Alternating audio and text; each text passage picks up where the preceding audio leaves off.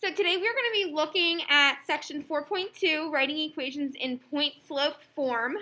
We so far have learned only one of the three linear equations. We learned slope-intercept form. We took a quiz on this already. We know that the slope-intercept form that we completed all of our notes and assessments for looks like this. Y equals mx plus b. So slope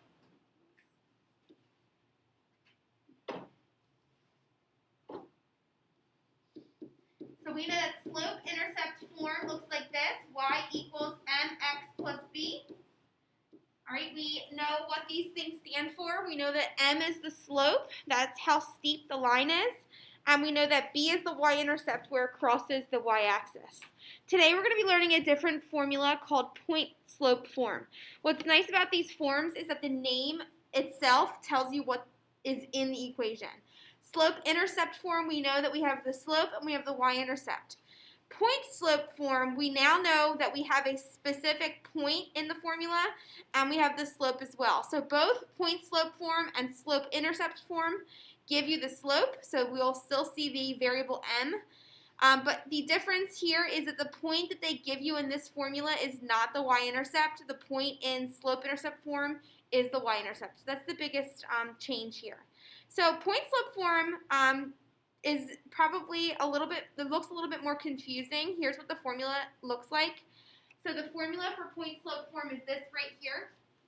And this is y minus y1 equals m parentheses x minus x1. So it looks a little bit crazy. What it gives you is a point. The point that they give you is right here. So this is the point. They label it x1 and y1 to show you those are the x and y coordinates of the points. And then the slope, you can see, is right here. They still use the same exact variable for slope. They use m just like they did in slope-intercept form.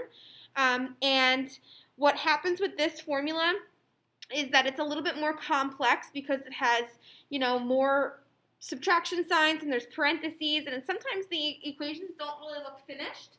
So it's just something that we have to get used to, seeing a whole entire different formula. So to create an equation of a line in point-slope form, given a point and a slope, you just have to put it into the formula. So the formula, again, I'm just going to write it here, is y minus y1 equals your slope, which is m parentheses x minus x1. To create an equation in point-slope form, we have to just put the numbers in where they need to go. So for number 1, this is the point that I'm using. This is going to be considered x1, and this is going to be considered y1, and then this is the slope. So when I put it into the formula is y minus y1, so I'm going to set it up as y minus, and then the number that you put next to that y minus sign is the y1 number, which in this case is 7. So this would be y minus 7 equals, and then looking back at the formula now has the slope. The slope is 2, so I'm going to put a 2 here and then a parenthesis, x minus x1. So x1 is this number here, which is negative 5. So what's a little bit interesting about this problem is when I put it into the formula, I have a subtraction symbol and then a negative. I have double negatives, which will then turn this to be a plus sign. So altogether, this answer will be y minus 7 equals 2 times x plus 5. Now, this is the final answer. What's interesting about this is this does not look like it's simplified. It doesn't look like this is the final answer. So if you remember from the IXLs on Friday, one of them was asking you to solve for y, and many of the equations that you saw looked like this problem right now. This type of problem is in point-slope form, and point-slope form looks like it's not solved. So we always will see like y minus a number here or y plus a number here, and then we'll see a number in front of parentheses, and then x plus a number, x minus a number on the inside. And that's just the way that it works. You just have to kind of get used to this different formula. I know we're so used to using slope-intercept form, but once you memorize the formula or how it works, then this will become a lot easier. So the next formula for number 2 is going to be using the same thing here. So y minus y1 equals your slope times x minus x1. So we start out by doing y minus, and then whatever the y1 number is. So this is the point they give you. So this is the x1 and y1 point, and the y1 point is negative 4, so I have y minus negative 4 equals the slope is 1/2, parenthesis, x minus x1 is 3, so that's what you would write down. That's what the formula would be for this equation. The only thing we can do is simplify this y minus negative 4 thing. Whenever you subtract a negative, it really turns into a plus. So the final answer would be y plus 4 equals 1/2 times x minus 3. Right, that would be the equation for that line. Point-slope form gives you two things. It gives you a point and it gives you the slope. Slope-intercept form, you would have the slope and you would have where it crosses the y-axis. That's what the y-intercept is, which is also a point, but these points are not the y-intercept. Previously, when we only knew about slope-intercept form, if I said create a line or an equation of a line that has this slope and this point, you would have to put the equation in slope-intercept form and actually solve for b, for the y-intercept. Now what we have is a formula that you don't have to have the y-intercept. All you need is just the slope and any point. Now, in the next section, it's going to ask us to write the equation of the line in point-slope form again, but instead of giving you the actual slope and the point to use, now it's going to just give you 2 points.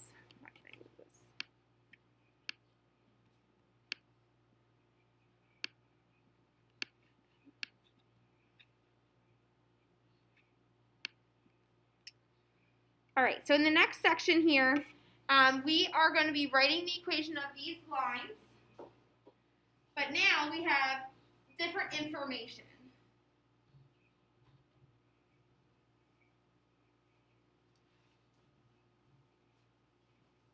So in number 3, we have 2 points, 1, 2, and 3, negative 2. And what we are going to do is first find the slope of the line that connects these 2 points.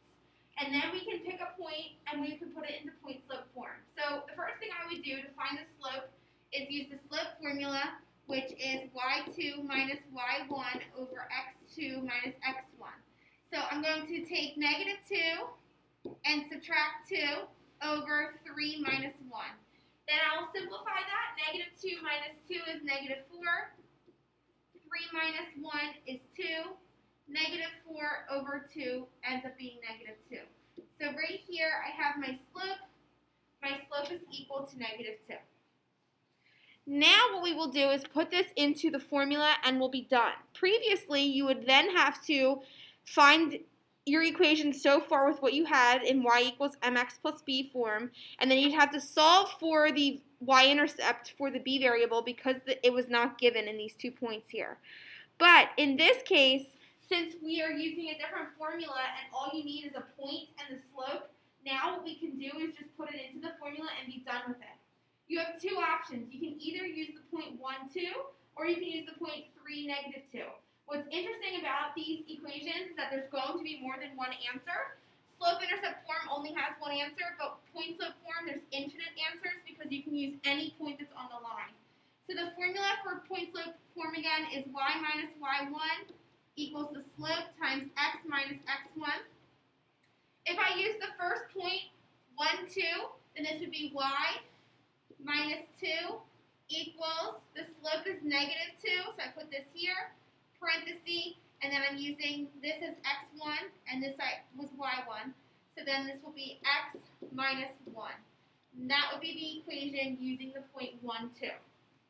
What's interesting about the formula is that the formula has minus signs here. So when you put it into the formula, this is a positive 2, but when you put it in the formula, it looks like minus 2, and that's just how it works, and you have to kind of memorize that. And this point has a positive 1, but when you put it into the formula, it looks like it's a negative 1 because the formula is subtracting. The second formula that you could also create is if you use this point instead. So if we use this point instead, it would be, instead of being y minus 2, this one will end up being y plus 2 because minus the negative 2 will be here. The slope still remains the same. It's still negative 2, so that would still go there. And then this would be x minus 3. These 2 equations are both correct. They're both representing the same exact equation of the line that passes through 1, 2, and 3, negative 2, even though it doesn't look like it. You don't have to write this, but I do want to show you what it looks like.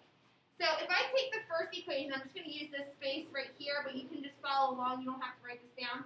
If I use the first equation, y minus 2 equals negative 2 times x minus 1, and I say solve this for y, or put it into slope-intercept form, I first would distribute both sides by negative 2, and I would get y minus 2 equals negative 2x plus 2. You did this for IXL homework, so adding 2 to both sides, you get y equals negative 2x plus 4. So when I solve this thing for y and put it into slope-intercept form, I get y equals negative 2x plus 4. If I use the second equation and do the same exact thing, so with the second one, so I would use y plus 2 equals negative 2 times x minus 3, I will still get the same exact equation. When I go ahead to solve this one for y,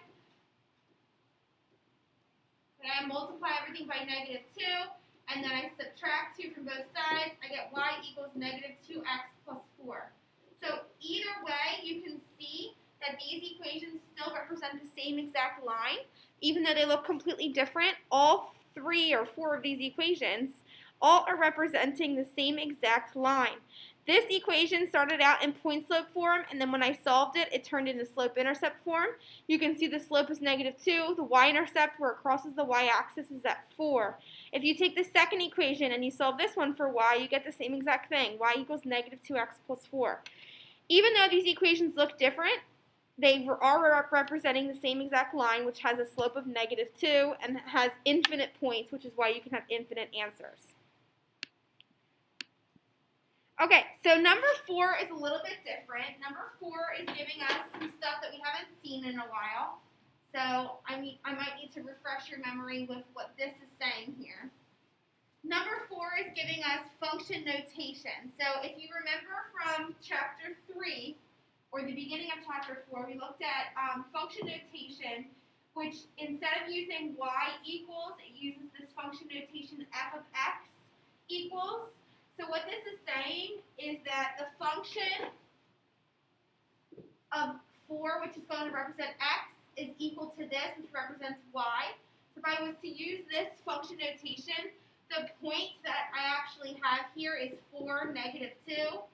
And this is an x number, and this is a y number. So this point is going to be 8, 4. So if I didn't have that function notation stuff, and I just said create the equation of the line that passes through 4, negative 2, and 8, 4, this would become a lot easier because you didn't have to remember all of these things from previous chapters. But here's what this actually means. So now we're going to create an equation of a line in point-slope form that passes through 4, negative 2, and 8, 4. To do that, the first thing we need to do is find the slope. To find the slope, I'm going to use the slope formula and do 4 minus negative 2 on the top, divided by 8 minus 4 on the bottom. 4 minus negative 2 is really 4 plus 2, which is 6. 8 minus 4 is 4. 6 over 4 simplifies to be 3 over 2. Okay, so this is my slope, which is representing the m variable. We can now create 2 equations. You only have to do one, so you can pick whichever point you want, but I will show you what it looks like for both. So if you chose the first point, 4, negative 2, the formula would look like this. It would be y minus what the y number is, which in this case is a negative 2. Because it's a negative 2, it will actually end up turning into a positive 2 plus 2, equals my slope is 3 over 2. Parenthesis, and then we use this 4 here for x1, so it's going to be x minus 4. So that would be the equation in point-slope form if you use the first point. If you use the second point instead, now we're using 8 for x1 and 4 for y1. This one would say y minus 4 equals the same slope, 3 over 2, times x minus 8. Both of these equations are correct. Both of them look different, obviously, but they do have some similarities. You can see in both equations that they have the slope of 3 over 2 in the same exact spot.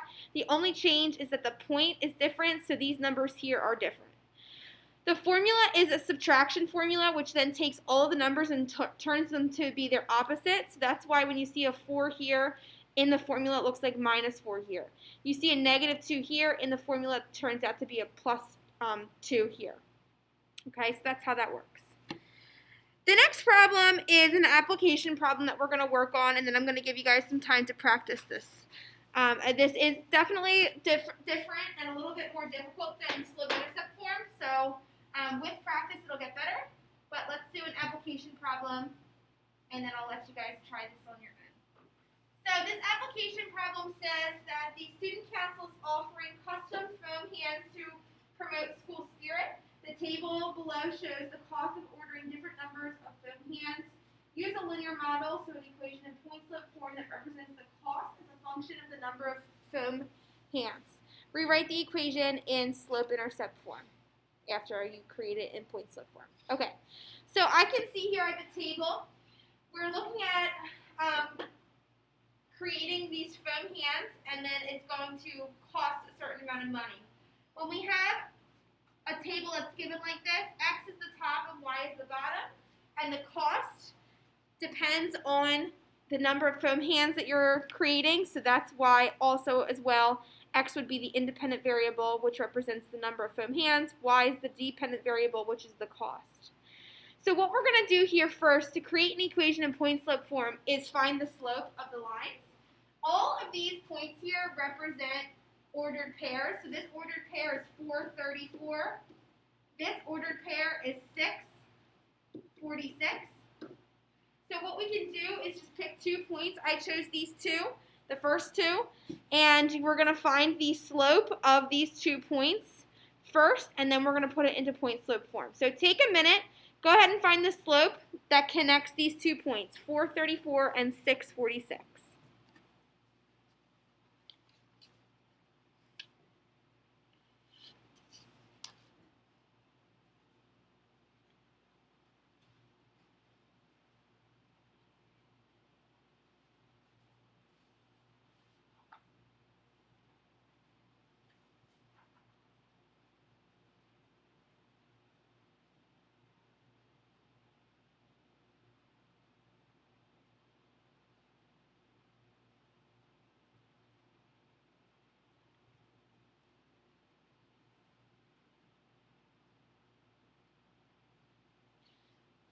All right, so when we do the slope formula, we take 46 and we subtract 34 over 6 minus 4. Well, 46 minus 34 is going to be 12, and 6 minus 4 is 2. 12 over 2 simplifies to just be 6. So here's the slope of my line. If I was creating an equation in slope-intercept form, I would be putting it into y equals mx plus b form, and then I'd have to solve for the y-intercept since it's not given. But because this is a different form, and this form is called point slope form, all you need is a point and the slope. So I'm just going to use the first point, 434. You can choose any of these points that you would like. I'm going to use this point, and I know that the slope I just found to be 6. So the formula y minus y1 equals the slope times x minus x1 is going to say, okay, take the y1 number, which is 34, and put it into this spot here. Put the slope in the correct spot here, and then the x1 number, which is 4.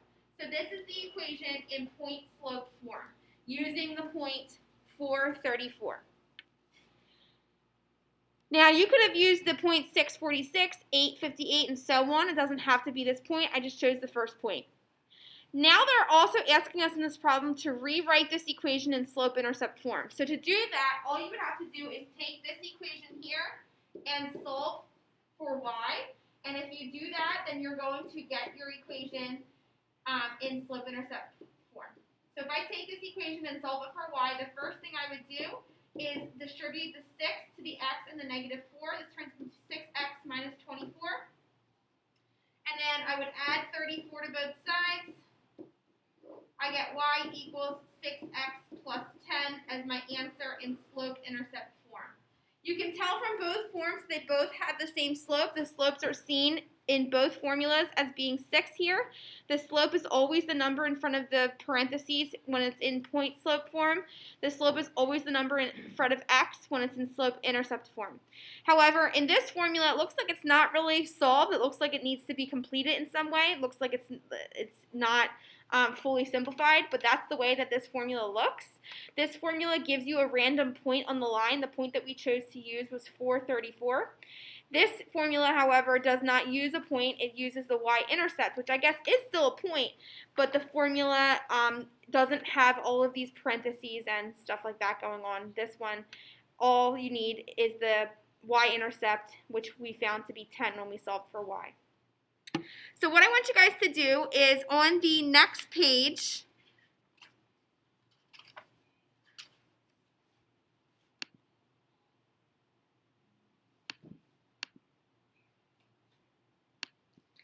sorry, my laptop is like frozen.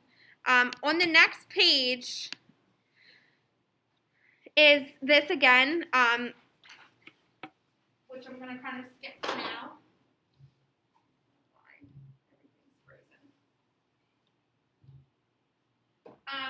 So this is just going through point slope form again, but on the page following that, this one here that says 4-2 note taking with vocabulary, what I want you guys to do is try numbers 1 through 6. So in all 6 of these problems, they give you a point and the slope. What I want you to do is create the equation in point slope form for these 6 questions.